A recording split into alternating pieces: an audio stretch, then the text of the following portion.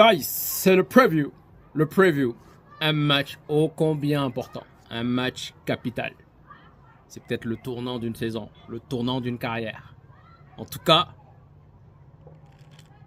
il faudra gagner.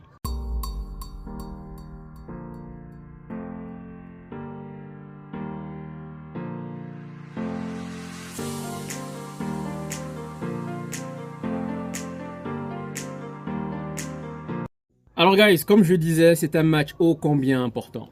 C'est un match où on a la chance de sauver les meubles. On se fait vraiment hyper à fond cette saison, mais on a la chance de pouvoir vivre une finale à Wembley encore une fois. Après la défaite l'année dernière, nous avons la possibilité cette fois-ci vraiment de sauver les meubles. Et ça me fait penser un peu à l'année deuxième saison de Van Gaal où encore une fois on se faisait hyper à fond. Mais derrière, on a réussi à aller chercher cette FA Cup. Ce but de Lingard, sincèrement, reste encore mémorable. Dans le temps additionnel, en plus, masterclass. Donc, il faudra sauver les meubles, guys. Alors, avant de s'attaquer à la conférence de presse, qui est Coventry, guys? Coventry, c'est une équipe de championship, donc une équipe de deuxième division anglaise, mais une équipe qu'il ne faudra certainement pas minimiser. Pourquoi? Chaque année, ils finissent 8e, 7e, c'est-à-dire qu'ils sont presque aux abords des playoffs. Vous savez que normalement, les playoffs, en deuxième division, on a le premier et le deuxième qui se qualifient automatiquement, et ensuite, les 4 autres, donc 3e, 4e, 5e et 6e, jouent les playoffs, et puis le 3e est promu. Donc chaque année, ils finissent 8e, 7e, ils arrivent à presque. L'année dernière, ils étaient presque. Cette année, ils sont à 8 points de Norwich. Bon, je pense que ça va être un peu difficile. Mais cette année, chaque année, ils essayent de titiller. Je pense que tôt ou tard, ils vont finir par monter. Mais en tout cas, une chose à mentionner, c'est qu'ils ont la 6e attaque de Championship. C'est-à-dire que c'est une équipe qui n'a rien à perdre, qui se lance et qui attaque. Maintenant, oui, forcément, il y a un gap normalement entre la Championship et la Première Ligue. Mais ça reste une demi-finale. Et la manière dont ils ont éliminé Wolverhampton en quart de finale, ça prouve que c'est une équipe qui a faim. Ça prouve que c'est une équipe qui ne va rien lâcher. Ça prouve que c'est une équipe qui va, si, je dis bien si on les laisse faire, va nous rentrer dedans et va nous battre. Maintenant, la question c'est, quel Manchester nous allons voir? Est-ce que nous allons voir le Manchester qui a battu Liverpool ou alors nous allons revoir le Manchester, voilà, morose, apathique, où il n'y a rien contre Brentford, contre le dernier match qu'on a joué là. Quel Manchester on va voir? Quel visage on va voir? L'ennemi numéro 1 de Manchester United, ça reste Manchester United. C'est l'ennemi numéro 1. Nous sommes notre propre ennemi. Donc oui, je suis en train de faire les éloges de Coventry, 6e attaque, même si la 6e attaque, normalement, il doit avoir un gouffre entre la Première Ligue et la Championship. Et c'est à nous de le montrer. Récemment, quand on a tiré Coventry, on était tous contents. Aujourd'hui, sincèrement, je me dis, si on sort contre Coventry, la honte, guys. Mais c'est le tournant. Je pense que, je répète, même s'il y a des fuites qui disent que oui, le choix numéro 1 des Dinos, ça serait De Zerbi ou Southgate, je pense que beaucoup va se jouer lors de ce match. Si Ten Hag commet l'erreur, Ten Hag, les joueurs et Manchester United commettent l'erreur de se faire éliminer lors de ce match, il va avoir un problème. Je pense que beaucoup va se jouer sur ce match. Donc, il faudra gagner, guys. Il n'y a pas le choix. Pour en revenir à la conférence de presse, j'ai trouvé Ten Hag vraiment détendu, no stress. Un peu comme il est parti saluer les jeunes, les féliciter quand ils ont été champions. En tout cas, on a un Ten Hag vraiment qui ne sent pas la pression. Ça, c'est quelque chose que je me permets de souligner parce que à chaque fois, que ce soit Mourinho, que ce soit Ole, que ce soit Van Gaal, à un moment donné, on a quand même senti le poids de la pression sur les épaules. Là, Ten Hag, il gère ça bien. C'est plutôt une bonne nouvelle. Maintenant, il est revenu un peu sur la forme donc, des blessés. Apparemment, McTominay devrait être là. On a également Anthony qui s'entraîne toute la semaine. McTominay ne s'est pas entraîné, mais il sera là. Donc, il sera sur le banc. Ok. Ensuite, on est revenu, il y a une question qui m'a plu, en fait, c'était sur la forme de Casemiro. Et là, j'ai bien aimé la réponse. Il disait tout simplement en disant, quand je suis arrivé, j'avais besoin d'un 6. Ça veut dire, en fait, ce que ça veut dire. J'avais besoin d'un 6. Il n'avait pas dit, j'avais besoin de Casemiro. Il a dit, j'avais besoin d'un 6. Et on sait tous que ce 6, c'était... le nom m'échappe. Le joueur de Barcelone. Bref, ça va y revenir. On sait tous que ce 6 là, c'était lui. Donc il a dit, j'avais besoin de 6. Casemiro est arrivé. Il a fait une saison fantastique. Et derrière, il dit, c'est un joueur qui a gagné partout où il est passé. C'est un joueur qui a gagné partout où il est passé. Et je suis sûr qu'il va retrouver cette forme-là. Je suis sûr que c'est un battant, c'est un guerrier. Et il va retrouver cette forme-là. Donc là, c'est une manière, en quelque sorte, de mettre la pression sur Casemiro en lui expliquant que, écoute, partout où tu es passé, tu as gagné. Il serait bien préférable que tu fasses de même, que tu puisses reproduire exactement ce que tu as fait un peu partout. Je pense que c'est ce qu'il veut faire. Donc, on verra forcément Casemiro titulaire. Il va pas le drop. Il a dit, j'espère bien qu'il va retrouver cette forme. En gros, mon gars, partout où tu es passé, tu as gagné.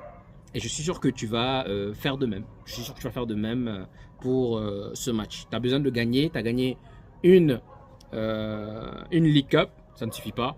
Ce serait bien que tu gagnes aussi une FA Cup. Il est revenu également sur Sancho en disant que oui, il regarde les matchs internationaux et que Sancho est un joueur prêté. Et pour l'instant, rien n'a changé. Mais bien sûr que tous les joueurs prêtés sont suivis par Manchester pour voir leur progression, leur évolution. On lui a demandé est-ce que quelque chose a changé. Il a dit non, pas vraiment.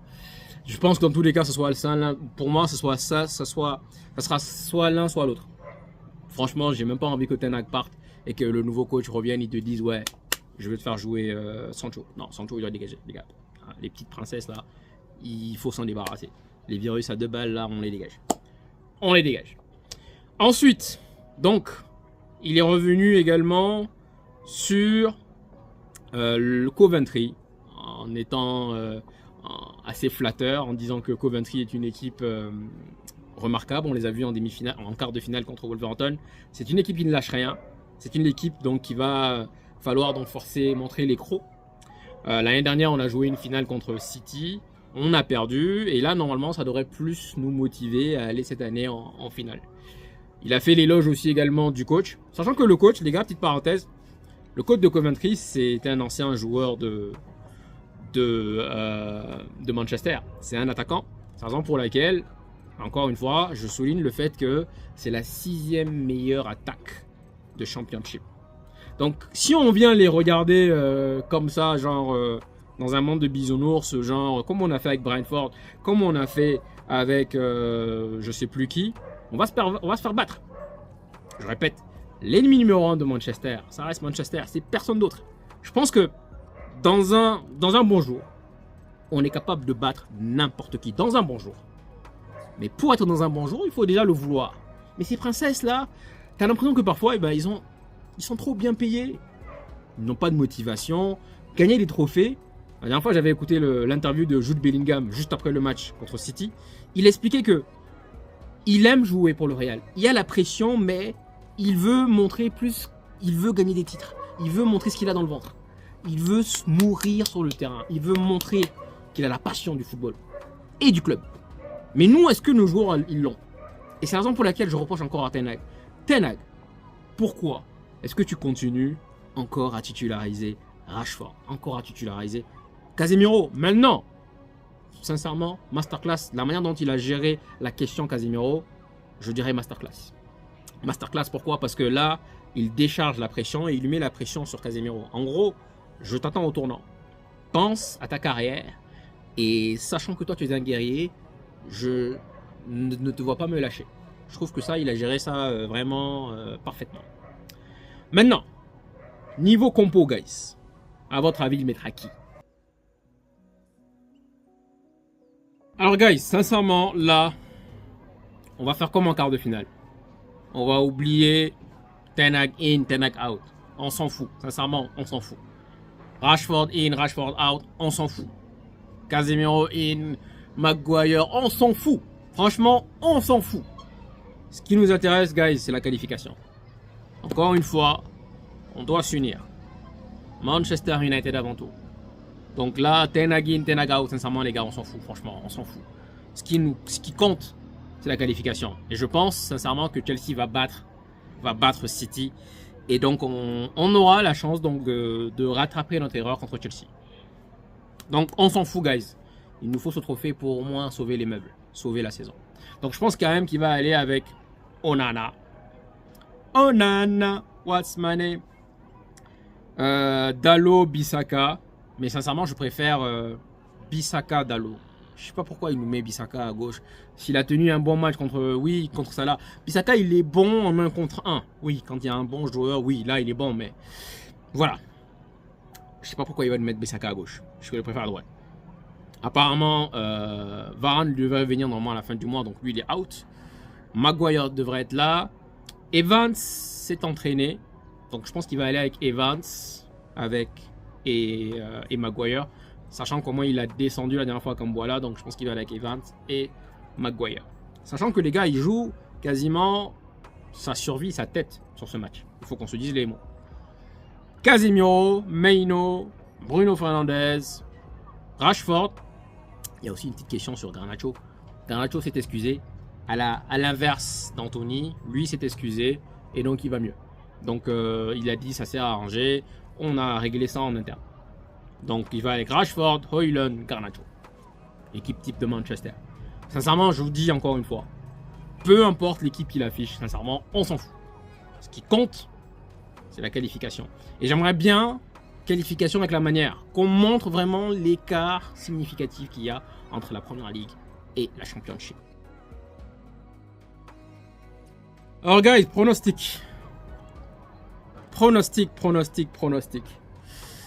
Je dirais encore une fois Manchester United, on a l'habitude. Hein. On sait se mettre en danger, on sait nous faire peur. Je dirais, j'espère me tromper, mais je dirais encore un match de grand M. Un match, j'espère revoir la même intensité, la même niaque contre Liverpool. Mais là, malheureusement, c'est Coventry. Donc, j'ai pas envie qu'on les prenne de haut. Chose qu'on a l'habitude de faire alors que nous-mêmes, nous sommes nuls. Donc, je vous dirais 2-1 pour Manchester United. Je pense qu'on va finir par se qualifier. Mais encore une fois, comme d'habitude, je ne vais pas... C'est rare que je vienne vous dire on va perdre. Je n'aime pas ça. Même si je le pense. Mais c'est rare que je vienne vous dire ah non, on va sortir. Non. Je vais toujours vous dire ouais, 2-1. Même si je ne le pense pas. Donc 2-1 pour Manchester United dans un match assez serré. J'espère que ça va quand même que ça va se régler au cours des 90 minutes. Parce que s'il faut aller en prolongation derrière, on a un match mercredi. Même si la saison est quasiment finie. Dites-moi guys ce que vous en pensez. Dites-moi quel est votre pronostic. Et en attendant, donc, je vous souhaite une bonne journée. Je vous dis à demain. Ciao, ciao.